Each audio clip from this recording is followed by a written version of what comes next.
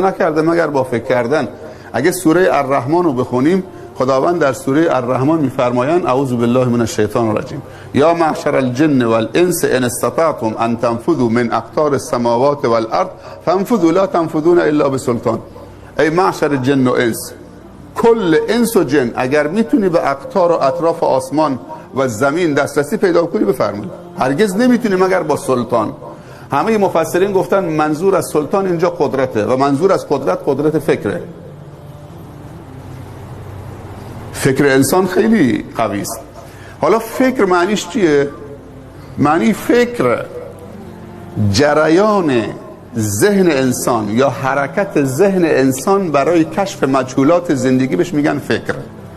یعنی وقتی که فکر تو فعال میشه و حرکت میکنه که خیلی از مجهولات زندگی خودت رو کشف بکنید، این بهش میگن فکر.